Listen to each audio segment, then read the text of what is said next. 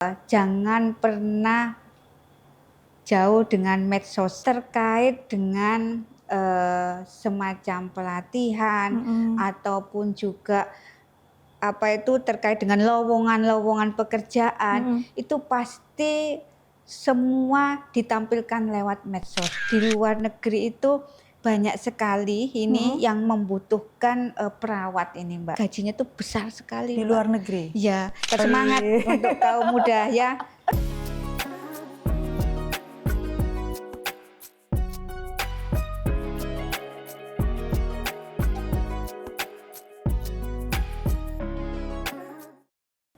Ibu, assalamualaikum. Waalaikumsalam, Mbak. Gimana kabarnya, Bu? Alhamdulillah. Capek baik. banget kayaknya, Bu. Banyak kegiatannya hari ini ya? Ya, hari ini kegiatannya luar biasa. Mulai pagi, 6:30 sudah keluar rumah. Ada kegiatan Yayasan Jantung Kabupaten Sidoarjo. Langsung geser ke Indrapura untuk mengikuti paripurna, terus sama rapat bamus. Wah, lumayan.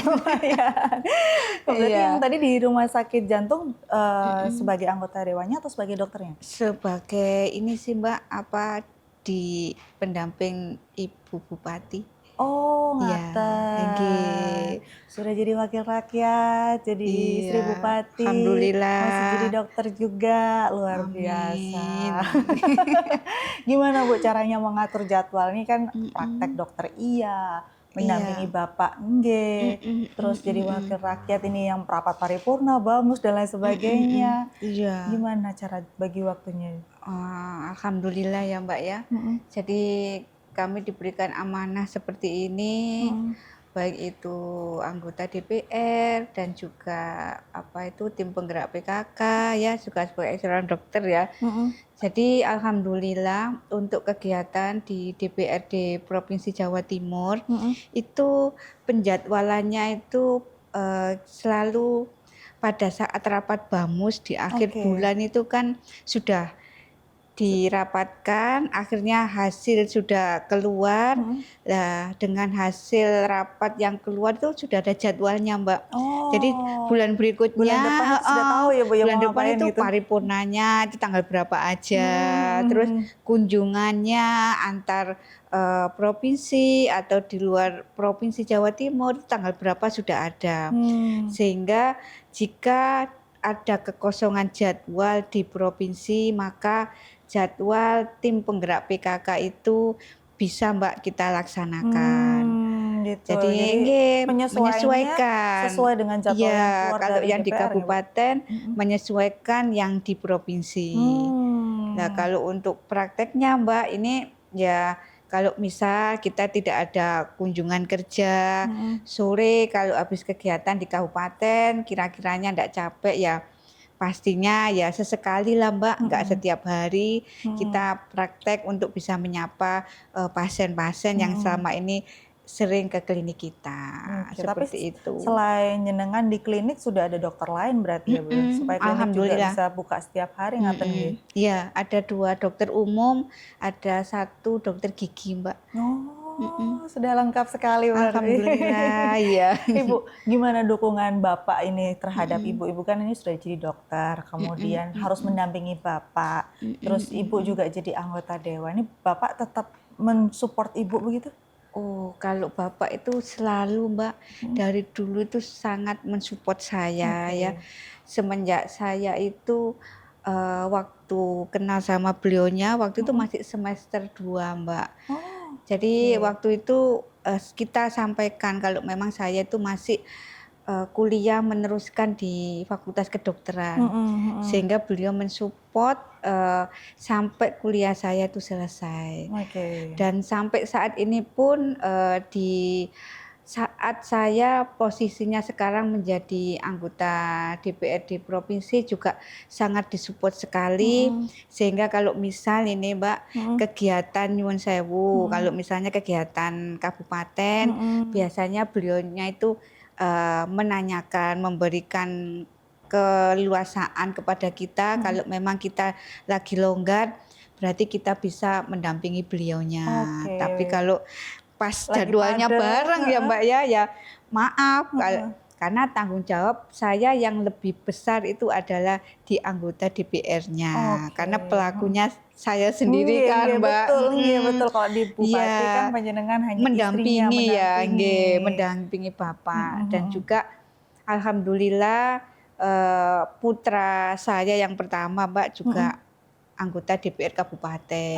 Oke. Sehingga kita ya harus bisa memahami Mhm, kalau memang tugas kita, kewajiban kita, pekerjaan kita saat ini mhm. adalah wakil rakyat, ya kita harus mengikuti jadwal yang ada di tempat, kalau anak saya di DPR kabupaten, kalau saya di provinsi.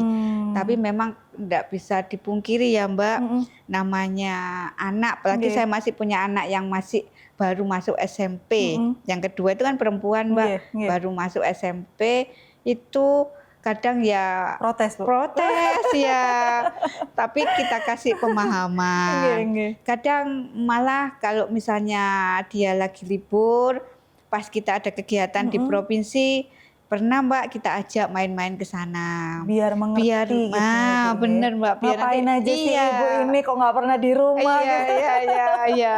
Kadang kalau Heeh, misalnya, kita hari Sabtu, Mbak, kalau mhm, pas lagi ndak ada giat sama mhm, sekali, ya kita biasanya cuma jalan-jalan cari makan, gitu aja mhm. sih, Mbak. Tetap disempetin Mhm. waktu untuk keluarga Iya, nih, Bu, nih. mhm. Untungnya alhamdulillahnya anak-anak bisa mengerti ya, Bu, ya. Meskipun ada yang Alhamdulillah. SMP yang Iya masih protes, belum, Bu, nanti kalau misalkan sudah masuk mhm, dunia kerja, itu heeh malah heeh. beliaunya yang lebih sibuk. Nah ini ya, iya kadang juga kita mikir Heeh, seperti itu, Mbak, heeh, ya. iya, Wah kita sekarang nanti orang malah tuanya nih yang sibuk, nanti yang SMA aja pasti sibuk tuh. iya iya iya iya, soalnya sudah banyak Heeh. kenalan temennya Iya, ya, Mbak, betul, ya, apalagi dunianya kuliah, sudah heeh, beda ya, heeh. Nah, iya, Ibu, dari sekian banyak job desk-nya Ibu nih, mhm, dokter, kemudian pernah jadi kepala desa, nggih, ngaten nggih. iya, Terus kemudian dengan semua jabatannya sekarang, dokter dan lain sebagainya. mhm. Dari semua ini mana sih, Bu, yang paling mengesankan menurut jenengan? Sebenarnya semua itu mengesankan ya, Mbak, Mhm, bagi saya itu. mhm, Karena memang pengalaman itu pastinya, oke, datangnya itu kan dari yang sekecil akhirnya dari yang besar. mhm, pelajaran Kalau tuh datangnya dari mana-mana ngaten iya, Ibu, nggih. heeh. Kalau kita waktu itu di desa memang ya luar biasa, Mbak, karena Mhm, kita kan langsung, bersentuhan dengan masyarakat oke, ya, mhm. Jadi kalau di desa itu kita itu semakin dekat dengan masyarakat, mhm, keluh kesahnya masyarakat, sambatnya, dan mhm, juga pastinya ini bantuan, masyarakat itu sangat membutuhkan ke kita. oke, Terus mhm, juga nyuwun sewu Mbak, aspirasinya masyarakat juga mhm, sangat penting buat kita. mhm, mhm. Makanya kedekatan kepala desa sama masyarakat itu luar biasa. Dan itu yang akhirnya membawa Ibu menjadi anggota Mmm. DPRD provinsi saat ini? Iya, dan Oke. akhirnya kita bisa merasakan bahwasanya sekarang kita jadi DPR itu adalah wakil rakyat ya, Mbak, Mhm, ya. iya Jadi betul. wakil rakyat itu harus bisa memahami, masyarakat di wilayahnya, Mhm, apalagi di dapilnya ya, Mbak, nggih ya. betul, betul. Nah, kayak saya ini, Ibu ini kan dapilnya di Sidoarjo, Mbak, ya. Nggih, nggih. Jadi insya Allah beberapa wilayah kita insya Allah masih bisa memahami ya, Mbak, ya, Mhm, mhm. karakter dari masyarakat, di dapil Sidoarjo. Dan Oke. juga yang paling ini Mbak, yang paling terkesan itu pada saat jadi kepala desa itu Mhm. kita kan, sebagai ini Mbak, pengelola anggaran ya Mbak ya. Oke, iya, Ya iya jadi betul. di sana itu, kita, bisa membuat anggaran dana desa Mhm, yang mana itu nanti bisa kita alokasikan baik itu untuk, kemasyarakatan, mhm, untuk iya. baik itu kesehatan ya Mbak, seperti itu. Terus juga, kita itu pada saat jadi kepala desa memang harus bisa membuat laporan pertanggungjawaban Oke. terkait dengan, anggaran dana desa Mhm, tersebut mhm. yang ada di APBD desa. Nah, Kalau DPR mhm. kan kita tidak membuat laporan Iya pertanggungjawaban betul, ya Mbak nggih, ya. nggih, nggih. Tetapi kalau kita di desa kita punya pengalaman, membuat laporan pertanggungjawaban. Tapi dari menjadi seorang kepala desa itu akhirnya mendapatkan banyak pelajaran yang sekarang Mhm, relevan dengan posisinya dengan di DPRD, ngaten? Iya, sangat relevan sekali, Mbak. Oke. Akhirnya kita di sini nanti bisa memahami bahwa DPR itu kalau kita di DPR kan ada 3 fungsi ya, Mbak, Nggih, ya. heeh. Yang pertama legislasi, Heeh. itu kalau membuat suatu perda Heeh. dengan pemerintah daerah ataupun kabupaten ya. Nggih, heeh. Kalau di kepala desa kan tidak ada, Mbak. Nggih, betul. Kalau kita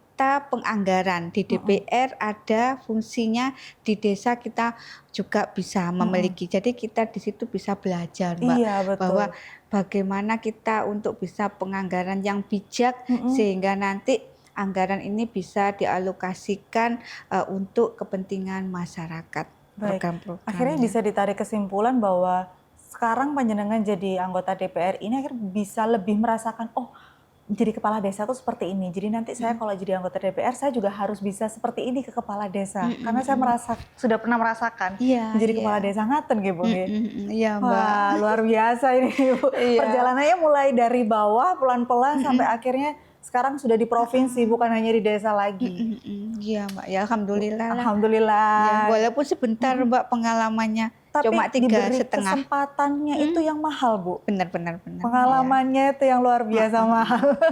Siap, Ibu, nggih. kalau kita melihat Mhm. kondisi ekonomi saat ini ya Bu ya, Mhm mhm mhm. kita banyak tahu lah kondisi Iya. ekonomi Indonesia seperti ini saat Mhm. ini. Menurut Ibu, bagaimana sih Mhm. Bu kesiapan sumber daya manusia di Jawa Mhm. Timur untuk Mhm. menghadapi tantangan dunia kerja saat ini, Bu? Jadi kalau kita melihat Mhm. bahwasanya untuk SDM yang ada di Jawa Timur ya Nggih, khususnya ya, mhm Mbak, ya, mhm. bahwasanya memang sebenarnya loh, Mbak, ya, Nggih. untuk pendidikan ya, Mhm. terus keterampilan Mhm. yang disiapkan oleh pemerintah Jawa Timur itu sebenarnya semuanya itu sudah diberikan dan Oke. insya Allah sudah bisa dirasakan oleh masyarakat. Mhm. Kalau terkait dengan SDM Jawa Timur, insya Allah saya yakin percaya bahwasannya mereka itu sudah siap menghadapi dengan era zaman yang baru, Mbak. Oke, mhm. Karena saat ini pemerintah Jawa Timur itu mulai dari tingkat pendidikannya itu Mhm. sudah disiapkan, Mbak.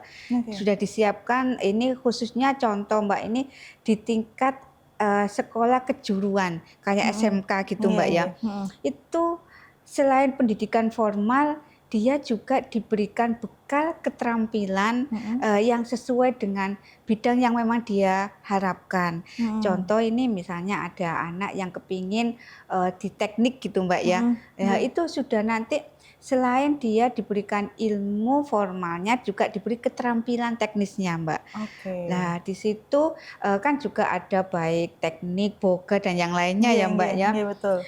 Selain itu juga bahwasanya pemerintah Jawa Timur itu juga sudah memberikan keterampilan juga, Mbak. Mhm. Memberikan keterampilan yang memang dibutuhkan untuk di lapangan atau di perusahaan-perusahaan yang terkait. Mmm. Memang kadang nyuwun sewu, Mbak, Mhm. kebutuhan Mhm. perusahaan dengan Mhm. keterampilan warga itu kadang enggak sesuai itu. Oke. Tapi insya Allah saya yakin dengan motivasi, inovasi Mhm. dari pemerintahan Jawa Timur itu luar biasa sekali. Nah, kalau begitu apakah pendidikan dan pelatihan vokasi di Jawa Timur ini sudah mencukupi untuk kebutuhan industri dan juga pasar kerja sih Bu sebenarnya, Bu? Sebenarnya sudah sangat mencukupi ya, Mbak, Oke, ya. heeh. Cuma memang ada beberapa tantangan ya, Mbak, Oke. ya. Tantangannya itu karena saat ini kan era modern digitalisasi. Iya, Lah ini betul. loh, Mbak. Heeh heeh. Maka kita itu saat ini anak-anak, terutama anak-anak remaja atau intinya anak masyarakat Mhm seluruh ya, mhm Mbak, ya. mhm Harus bisa menambah keterampilannya ya, Mbak, ya. mhm mhm Apalagi terkait dengan digitalisasi ya, mhm itu sangat penting sekali mhm. untuk di era yang saat ini. Oke. Heeh. Baik, kalau gitu menurut Ibu peluang yang paling besar ini Bu, yang Mhm. bisa menyerap tenaga kerja baru di Jawa Timur itu ke depannya apa sih Bu? Oh, iya ya. Kalau di Jawa Timur ini sebenarnya loh, Mbak, Mhm. ya, itu banyak sekali industrinya, Mbak. Oh, Ya, oke. jadi paling luas dan paling ini memang banyak industri sehingga Mhm, untuk peluang yang memang paling utama sekali itu adalah, sektor sektor industri. industrinya. Iya. Tetapi di situ bahwasanya, untuk sektor industri ini adalah penopang utama perekonomian yang ada di Jawa Timur. Mhm mhm. Selain dari sektor industri, ada juga Mbak saat ini yang lagi digandrungi. Apa itu, Bu? Sektor perikanan, pertanian, Oh dan iya? peternakan. Oh iya, Bu? Sekarang di desa itu Mbak, Heeh, ini saya sedikit cerita ya, nggih monggo. juga kemarin pengalaman saya di desa, Mhm bahwasanya ada anggaran 20% mhm itu diperuntukkan untuk, eee, ketahanan pangan sama mhm peternakan. mhm. Sehingga di desa bisa, membuat misalnya Mbak budidaya lele seperti itu. Oke. Jadi kan secara tidak langsung pemerintah itu sudah menyiapkan gitu loh Nggih Mbak, nggih nggih, betul. sudah menyiapkan jauh-jauh Mhm hari untuk next ke depan bahwasanya kalau memang ada, PHK dan yang lainnya mhm bahwasanya ada budidaya seperti ini dan, budidaya kalau terkait pertanian Mbak ini mhm. sekarang kan banyak ini Mbak kayak, melon yang pakai polybag itu, Yang hidroponik begitu? hidroponik maksudnya, Oke. ya. Kan sekarang sudah lagi gandrung Nggih ya, Mbak, ya. nggih, Nah, heeh. itu kan juga bisa dipakai untuk wisata juga ya, Mbak, Nggih, ya. betul betul. Nah, kayak seperti itu sekarang lagi digandrungi sama anak-anak remaja. Apalagi nanti Oh. diselingi dengan teknologi yang modern, Mbak. Mhm Insya Allah pastinya hasilnya tidak kalah dengan nyun sewu mhm. yang manual seperti zaman-zaman orang-orang sebelum kita. Oke. Juga ada sektor ini Mbak, juga yang saat ini anak muda, pariwisata, Oke. heeh, dan juga, ekonomi kreatif. Jadi Oke. anak-anak sekarang kan, mereka inovasinya luar biasa Iya, Mbak. betul. Tempat yang tidak terlalu besar, Mhm tapi di bagaimana di apa itu, di konsep mhm itu jadi tempat yang menarik mhm. sehingga orang itu bisa kerasan. Kayak contoh ya nyuwun sewu Mbak, tempat-tempat, wisata kayak kafe atau apa itu kan Nggih. juga bisa sekali ya Nggih Mbak nggih ya, nggih. untuk Sekarang tempat kafe banyak yang ngonten unik-unik iya, ya, Bu, ya. iya beneran Mbak. Ini ya, itu sih yang paling ini ya, yang Mhm paling digandrungi. Sebenarnya juga masih ada juga sih Mbak mhm. sektor kesehatan. Ini sedikit ada cerita Mbak. Iya, gimana itu, Bu? Di sektor kesehatan itu nyuwun sewu bahwa di luar negeri itu banyak sekali ini Mhm. yang membutuhkan, perawat ini Mbak. Oke. Iya, jadi sektor kesehatan dan juga, sebenarnya gajinya tuh besar sekali Di Mbak. luar negeri? Iya, tetapi cuma keterbatasan ya, Mhm keterbatasan ini, mhm bahasa itu juga mhm. sangat, ini masih minim untuk, Lalu para kalau misalkan di masyarakat. luar negeri ngapunten, Bu, kalau di luar negeri membutuhkan perawat, apakah perawat dari Indonesia ini bisa bekerja ke luar Bisa negeri begitu? bisa Mbak, mhm, Oh, sekarang sudah oke. bisa kok Mbak, Oh, jadi mhm. ini jadi apa ya, Bu, iming-iming baru Oh ngaten iya, nggih? heeh heeh. Cuma ya itu tadi memang harus punya skill terkait bahasanya ya. Oh iya, betul. Tapi kadang masyarakat Heeh, itu mikirnya gini Mbak, mhm. walaupun gajinya ndak besar tapi bisa kumpul sama keluarga itu wis seneng Mbak. Nah, ini masalahnya. Iya iya, Tapi heeh. ngapunten, Bu, Mhm, jenengan sebagai dokter nggih yang mhm, sudah lama di dunia kesehatan, untuk sekolah menjadi perawat atau menjadi dokter, apakah juga ada keterampilan khusus misalkan nih harus mhm. ada, bahasa Inggrisnya minimal harus sekian atau bagaimana begitu, Bu? Supaya menyiapkan Eee, mereka jika mereka nantinya mau bekerja di luar negeri, ngaten? Kalau pada saat saya dulu sih enggak sih Mbak, enggak Oh, ada ngaten harus, nggih? TOEFL berapa gitu enggak Mhm. ada ya. Oh, Tapi oke. sekarang kayaknya mungkin sudah mulai di ini kan Mbak ya. Iya, mengingat kalau misalkan kita melihat Mhm, kondisinya ternyata di mhm, luar negeri banyak yang membutuhkan perawat dan Indonesia bisa membantu dari mhm, segi mengirimkan warga negara Indonesia bekerja di luar mhm. negeri untuk menjadi perawat, berarti kan harus disiapkan juga Iya, ngaten. mhm Minimal bahasa mhm. Inggrisnya, Bu. Iya iya. Iya, Minimal nggih bahasa nggih. Inggrisnya. Baik, Heeh, tapi kalau misal dari Komisi E DPRD sendiri mhm, sebenarnya apa sih, Bu, yang ada nggak program yang bisa mendorong supaya ada peningkatan kualitas SDM nih, supaya masyarakat mhm, bisa lebih siap begitu untuk bekerja, untuk menghadapi dunia kerja yang modern ini? mmm. Kalau untuk DPR ya, Mhm Mbak, ya, terutama saya ya, kami yang di mhm, Komisi E ya, nggih, itu memang kita ini kan mitranya ya Mbak ya. Mhm mhm. Kita di Komisi E itu terkait dengan kesejahteraan rakyat, yang Oke. mana mitranya juga dengan Dinas Pendidikan, Kesehatan, Mhm. Ketenagakerjaan, Mhm. seperti itu. Jadi yang mana kita pasti mempunyai suatu harapan, keinginan Mhm. supaya bagaimana tenaga kerja yang ada di Jawa Timur itu tidak kesulitan ya Mbak ya, Nggih nggih, dan betul. juga mudah untuk bisa mendapatkan suatu pekerjaan. Sehingga kita ini di DPRD kan punya tugas fungsi pokok ya, ada Mhm. 3 fungsi pokok itu. Yang pertama tugas fungsi legislasi, Mhm. yang mana di situ kita itu biasanya selain kita merumuskan, kita juga mengawal terkait dengan regulasi bagaimana kita itu bisa membantu mutu pendidikan itu bisa baik. Dan Oke. juga Mhm. mungkin dengan adanya apa itu Mbak, kita itu bisa bagaimana bisa menolong tenaga kerja ini supaya dengan aturan regulasi yang ada ini Mhm. aman. Oke. Ya Mhm. seperti itu. Kalau untuk di fungsi penganggaran, Nggih. kita ini harus bisa bekerja sama, berkolaborasi dengan eksekutif ya Mbak Mhm. ya, Mhm. bagaimana supaya APBD itu Mhm. nanti porsinya bisa diberikan beberapa itu untuk kepentingan seperti pelatihan, Nggih. Mhm. supaya nanti masyarakat ini Nggih. bisa mendapatkan skill lah seperti itu Mbak. Nggih nggih Nah nggih. kalau terkait dengan fungsi yang ketiga itu adalah pengawasan ya Mbak ya. Nggih. Mhm. Nah di situ DPRD tugasnya mengawasi bahwasanya apakah program yang eksekutif itu bisa dijalankan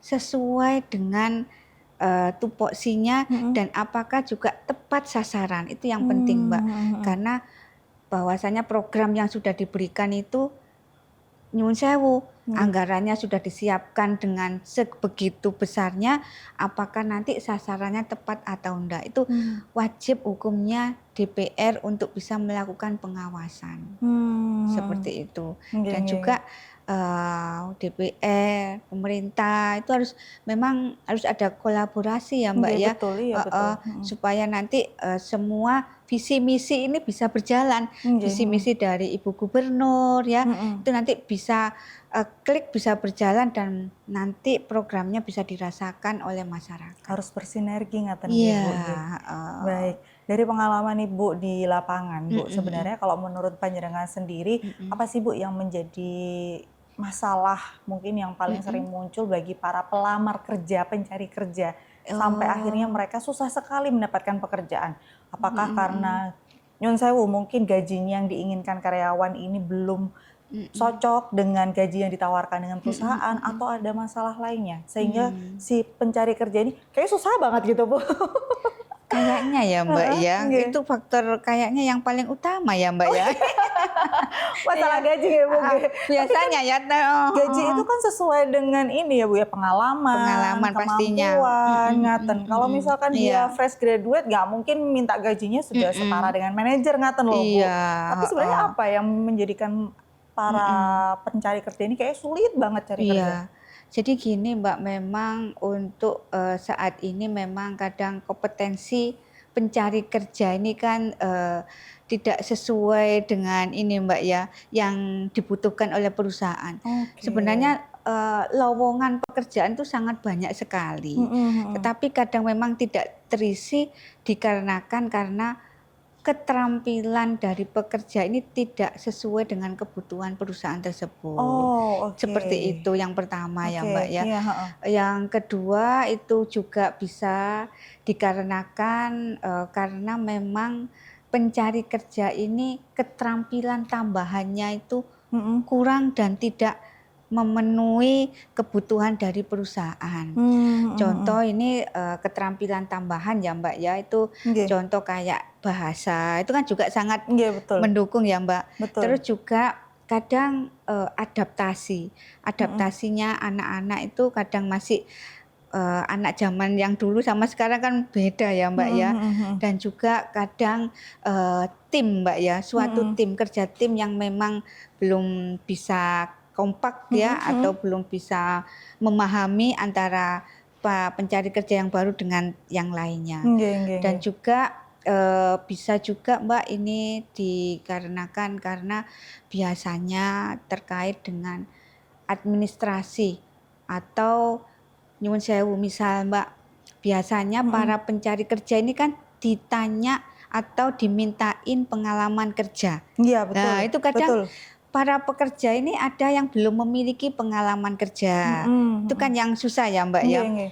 Terus juga ada sertifikat. Nah, Mhm mhm. sertifikasi terkait dengan, kinerjanya yang Iya betul sebelumnya. betul. Itu kadang memang hampir kok, Mbak, beberapa, memang tidak memiliki.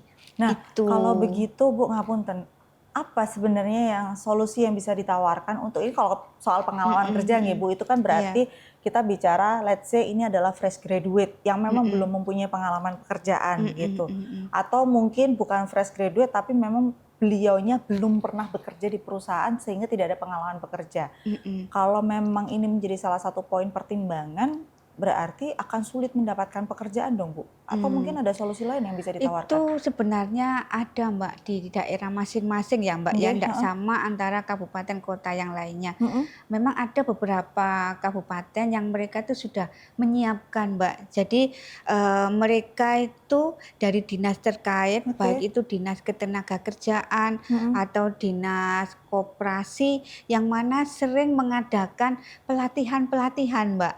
Oh oh Jadi pelatihan ini nantinya bisa pelatihan dipakai itu bekal?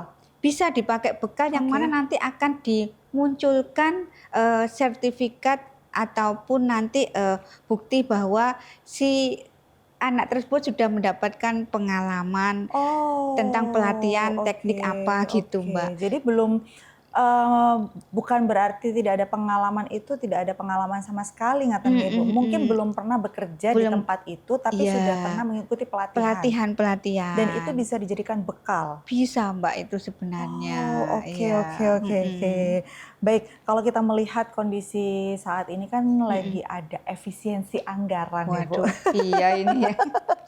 Nah, akhirnya dampak dari efisiensi anggaran ini, Mhm, eee, pengurangan pegawai, baik itu mhm, swasta ya, Bu, ya, terutama mhm kita mhm mhm. melihat banyak sekali PHK massal begitu. Mhm, Bagaimana sih Ibu memandang terkait dengan kebijakan ini, Bu? mhm mhm. Kalau untuk terkait kebijakan efisiensi ya, Mbak, ya, Mhm efisiensi mhm. penganggaran, sebenarnya tujuan dari pemerintah pusat itu sangatlah bagus sekali ya, Mbak, ya, Mhm terkait mhm. dengan efisiensi ini, bahwasanya itu monitoring Oke. apakah, sebenarnya pemerintahan itu sudah bisa menjalankannya dengan tepat, pas sasaran, Mhm apakah mhm. memang program itu juga sudah bermanfaat untuk masyarakat. Mmm, Sebenarnya tujuan mereka itu hanya ingin, supaya birokrasi itu kan bisa dirampingkan ya, Mbak, nggih ya, nggih. agak diefektifkan ya, Mhm seminimal mungkin, tetapi mhm. nanti hasilnya luar biasa. Mmm, Jadi mhm yang mhm. penting manfaatnya sebenarnya, Mbak, Oke, heeh, begitu. seperti itu. Nah, kalau begitu apakah ini akan berdampak terhadap pelayanan publik, Bu? Kalau terkait dengan dampak itu pasti ya, Mbak, ya, Mhm itu sangat berdampak sekali terhadap, untuk ketenagakerjaan, mhm apalagi dengan efisiensi anggaran yang mana mhm. saat ini digembor-gemborkan dengan, adanya PHK massal Iya ya, Mbak, betul, ya. mhm Selain PHK massal dan juga, pastinya, Mbak, mhm. pelayanan pun akan juga berpengaruh. Kenapa? Karena kecepatan ya Iya untuk betul, pemberian pelayanan ke mhm masyarakat itu mempengaruhi mhm. apalagi yang, pekerjaannya itu langsung hubungannya dengan Dengan masyarakat ngaten nggih, masyarakat, Bu, nggih, mhm mhm. sehingga bisa dikhawatirkan kalau nyuwun sewu, Mbak, Mhm ini nanti akan kekhawatiran kalau misalnya mhm. pelayanan jadi telat, Nggih nggih, lambat, mhm. lemot, kan Nggih seperti itu nggih, ya, Mbak, betul ya. betul. Dan ini juga yang diberatkan bagi mereka pegawai yang masih ada, bebannya itu juga terlalu tinggi karena merangkap-merangkap ya, Mbak, Merangkap-merangkapi ya. tadi ya, Bu, ya, Iya, mhm mhm. seperti itu efeknya sih, Mbak. Nggih nggih nggih. Nah, Iya. selain dari keresahan pelayanan publik ini akan berkurang, menjadi sebuah keresahan tersendiri bagi pegawai yang masih kontrak, Bu. Kalau mungkin pegawai tetap ini, sudahlah aman, saya pegawai tetap nih di sini. Tapi Iya. kalau misalkan pegawai kontrak ini kan berarti posisinya menjadi tidak aman begitu dengan adanya efisiensi anggaran. Bagaimana DPRD menyikapi hal ini, Bu? Kalau terkait untuk yang kontrak ya Nggih, Mbak ya, nggih betul. nggih. Kalau terkait yang kontrak memang, kita di sini karena ada tugas fungsi pengawasan ya Nggih, Mbak ya. Jadi kita harus bisa mengawasi memang para pegawai kontrak ini, bagaimana supaya kita bisa membantu mereka ya Mbak ya. nggih, Kita harus bisa berkolaborasi dengan, industri ya, baik itu pengusaha-pengusaha ya, supaya nanti, mereka ini nanti bisa merekrut, para kontrak. Atau juga mungkin kalau di pemerintahan Mbak, yang kontrak ini mungkin diberikan kesempatan, di job yang lainnya Mbak. Oh, Bisa seperti itu Mbak. oke. Jadi, kalau yang pegawai yang sudah tetap itu kan berarti kan sudah sesuai dengan ininya Mbak ya, skill-nya, job-nya ya. Tetapi yang kontrak mungkin untuk sementara bisa dialihkan fungsinya Mbak. Dialih kontrakan Iya. begitu untuk mencegah PHK massal, Iya ngoten, Bu? seperti itu Mbak. Oke. Lalu apakah ini cukup efisien, Bu, untuk apa ya, menyikapi kondisi atau keadaan yang harus efisiensi anggaran, dan apakah kebijakan ini sebenarnya bisa diterapkan di beberapa sektor begitu? Sebenarnya sangat efisien ya Mbak ya, sangat membantu sekali. Karena yang pertama kita ini kan juga melihat tanggung jawabnya mereka itu kan untuk kesejahteraan keluarga ya Mbak ya. Nggih, betul. Dan juga, kita secara emosional, secara manusiawi ya Mbak ya, dengan membantukan mereka mengalihkan kontrak itu ke yang ke tempat yang lainnya, itu, sangatlah membantu sekali ya Mbak Nggih, ya. Sehingga nanti, PHK ini tidak begitu banyak ya, dan untuk, next ke depan itu nanti insya Allah pastinya saya yakin, saya percaya, eee, tidak ada muncul gejolak-gejolak yang lainnya, seperti itu Oke. Mbak. Baik, kalau kita berbicara soal tugasnya DPRD, salah satunya adalah pengawasan ngaten nggih, Bu, nggih. Nah, bagaimana DPRD ini dari sistem pengawasannya itu bisa mengawasi kebijakan ini berjalan adil dan tidak menimbulkan masalah baru ngaten, Bu? Kesenjangan, mungkin ada yang merasa, kok dialihkan, kok begini, kok begitu, kayak gitu-gitu loh, Bu. Iya, berarti ya DPR ini harus aktif untuk ini Mbak, turun untuk mengevaluasi, di masing-masing instansi ya Mbak ya, Oke. terutama ya, di mana di situ kita nanti bisa biasanya kita ada ini Mbak, kegiatan kunjungan Oke. di instansi-instansi Mbak. Waktu itu kita ada di Pasuruan, di Oke. Balai Latihan Kerja. Jadi di situ kita bisa melihat secara langsung Mbak. Dengan melihat secara langsung maksudnya bahwasannya anggaran yang sudah diberikan oleh Ibu Gubernur berapa, itu dialokasikan untuk apa, dan untuk, pesertanya itu dari mana, dan apakah benar peserta ini sesuai, kebutuhan memang, ibaratnya itu orang yang memang sesuai tepat sasaran gitu Mbak. Jadi kita tuh pengawasannya sampai seperti itu selama ini Mbak. Oh, luar biasa. Jadi turun langsung Turun Mbak. langsung bahkan diawasi sampai yang bawah-bawah begitu ya, Bu, ya? Iya. Oke. Memang kita juga punya kewajiban, dalam pengawasan itu, baik di dapilnya masing-masing ataupun kita, secara keseluruhan di, provinsi Mbak. Kalau di provinsi memang di Komisi E itu kita, dalam kunjungan kerja itu Mbak, selalu kalau yang di dalam satu provinsi itu kita bisa monitoring instansi-instansi yang mitra dengan Komisi E Mbak. Oke. Seperti itu. Luar biasa ya, Bu, tugasnya DPR Iya. ini. Iya Mbak. Baik, ada pesan nggak sih, Bu, untuk masyarakat terutama ini generasi muda yang mungkin baru fresh graduate atau lulus sudah setahun 2 tahun yang lalu tapi sampai sekarang belum mendapatkan kerja, supaya mereka tetap semangat mencari kerja dan apa ya, Bu, setidaknya ketika mereka belum mendapatkan pekerjaan itu bisa tetap semangat untuk mencari pelatihan ngaten. Mm, mm, Monggo, mm. mungkin ada pesan yang bisa disampaikan supaya Siap. generasi muda ini tetap semangat Ya, ngaten Bu. ya. Terima kasih untuk para kaum muda. Mm-mm. Kami berpesan bahwasannya untuk saat ini, untuk kalian semuanya, Mm-mm. selalu jangan pernah jauh dengan medsos ya. Oke. Karena di medsos itu pastinya untuk terkait dengan semacam pelatihan Mm-mm. ataupun juga apa itu terkait dengan lowongan-lowongan pekerjaan, Mm-mm. itu pasti semua ditampilkan lewat medsos. Jadi kalau kaum remaja ini tidak melek medsos, nanti ketinggalan. Dan jangan lupa bahwasanya di medsos itu selain kita nanti mendapatkan informasi terkait dengan lowongan suatu pekerjaan, di sana juga pasti ada tata cara bahwasanya kalau pekerjaan misal di pertanian, di situ pasti juga ada tampilan dari pakar-pakar yang akan memberikan ilmu terkait pekerjaan yang kita cari. Dan juga jangan malu-malu untuk kaum muda, seandainya memang belum bisa mendapatkan suatu pekerjaan sesuai dengan bidangnya, kalau memang ada lowongan, bisa mengikuti terlebih dahulu. Insya Allah nanti next ke depan pasti akan ditempatkan di tempat yang sesuai dengan harapan kalian. Karena memang saat ini susah untuk mencari pekerjaan, tapi insya Allah pemerintahan baik itu pusat, provinsi maupun kabupaten, kota, semua berlomba-lomba untuk bisa memberikan peluang kepada kaum remaja. Wah, luar biasa sekali. Semangat untuk kaum muda ya.